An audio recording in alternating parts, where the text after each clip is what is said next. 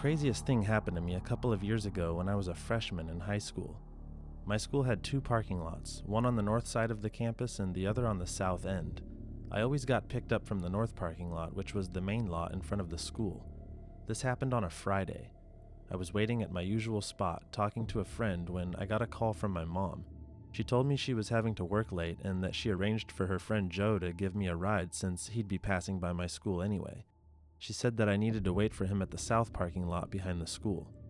My mom told me that I needed to use a safe word for her friend Joe to make sure that it's really him, claiming that he's a generic-looking guy and that tons of people drive white cars like his. So she said that the safe word would be strawberry. I was annoyed by the inconvenience of having to walk all the way to the other end of the school, and I was definitely nervous about riding home with one of my mom's coworkers who I'd never met or even heard of. I told my mom that I could just try asking a friend for a ride, but she insisted that she had already arranged for Joe to pick me up. Before I could argue with her, she said she had to get back to work. She hung up in a hurry, and that was that.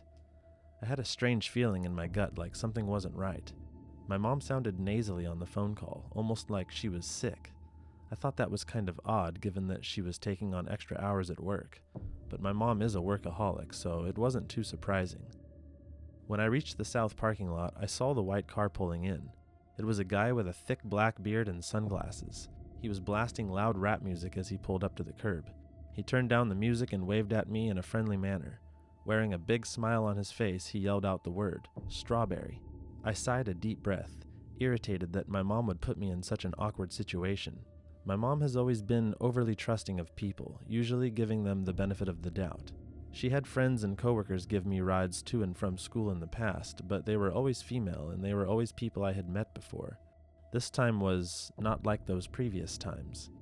I remember feeling hesitant, afraid to actually get into this guy's car.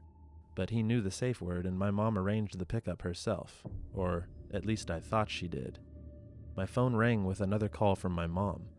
The guy started yelling, "Come on, I'm in a hurry, let's go." I answered the phone and my mom was asking where the hell I was and why I wasn't waiting near the flagpole where I normally wait. She was in the north parking lot, waiting for me. I immediately turned and ran. The guy sped off, literally peeling out of the parking lot and speeding off down the road. I told my mom everything that happened, and there's now an ongoing investigation. As far as I know, the perp hasn't been caught or identified, but he clearly was using a clone of my mom's voice to speak with me on the phone somehow. He also somehow made the call look like it came from my mom. If my mom didn't call me right when she did, I would have gotten into that man's car, and you wouldn't be hearing this story right now. My mom is truly my hero, but that man, I really hope no one else falls for his schemes. I almost did.